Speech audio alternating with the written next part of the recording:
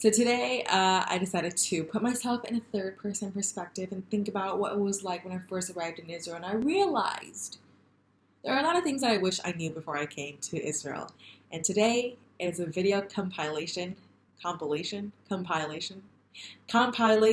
those things. Let's begin. Choose your fighter. Hi guys, welcome back to my channel. My name is Bamboo, and for those of you that are new here, welcome, and for those of you that are returning, welcome back. How are you doing? Alrighty. So in Israeli currency, you have the paper money, as you can see right now.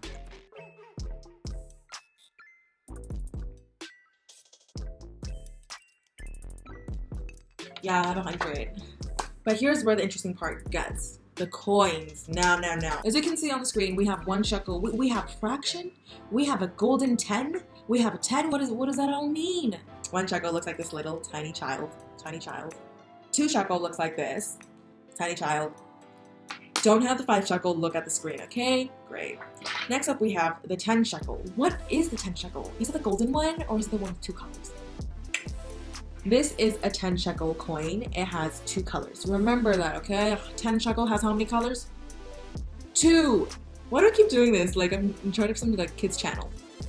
We're gonna continue. So what does that leave us with? What is this thing that looks golden but it says 10? This is one of the things that I wish I knew before I came to Israel, is the fact that this is not worth 10 shekels. This is 1 agarot, which even though it says 10 on it, it actually only equates to 0.1 of a shekel. So 10 of these will equal 1 shekel. This is not equivalent to 10 shekels. This is only 0.1 in value. Next up, we have the fraction one, which I don't have physically, but on the screen you can see it looks like a fraction. What is it?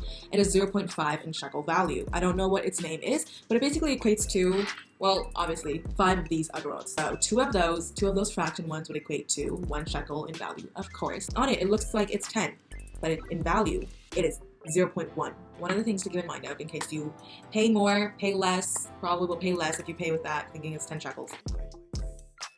A lot of the restaurants here are kosher. So for example, in McDonald's in Israel, most of the chains of McDonald's in Israel are kosher. Don't expect to find cheeseburgers in kosher McDonald's because dairy and meat do not mix. However, if you really crave a cheeseburger or if you really crave pizza with pepperoni toppings, there are still restaurants and places that serve that. By default, think kosher because it's better to not have expectations than to have expectations and be disappointed. Now that is a life lesson. Golden rule.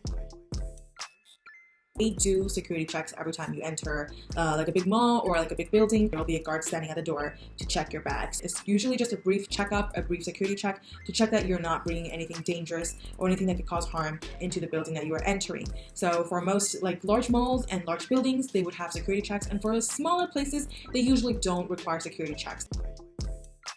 Shabbat is such a huge part of the lifestyle here. Shabbat is like a rest day, which usually starts the evening of Friday and then ends the evening of Saturday. So it would usually span around like a whole day's time, but it would just be in between Friday and Saturday. So Friday night or Friday evening onwards till Saturday night.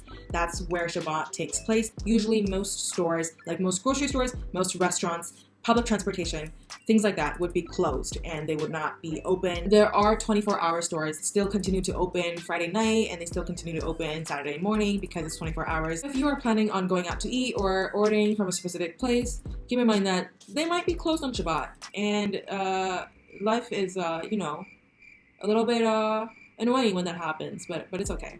At the same time, public transportation is also not operating. So for example, trains stop running on Shabbat and public buses also stop running on Shabbat. So whenever you're out with your friends Friday morning at the beach or something, keep in mind that if you still want to take the bus back home, to get on the bus before Shabbat starts, and then you can, you know, get home. Bye. Cross-city transportation will be a little bit more tedious and a little bit more pricier if you guys are trying to make it on a Shabbat time. There are still a few lines that have opened up in recent years that still run on Shabbat. And there are also the Sharuts, which are buses that run on Shabbats. However, I'll get into transportation in another video because transportation is a whole other issue. Stay tuned for that. So I think that's it for this video. Please give it a thumbs up if this helped, and don't forget to click the subscribe button. That is it for this video. See you guys next time. Bye. Wait, is that gonna be my outro now? But wait, I can't do it. Bye.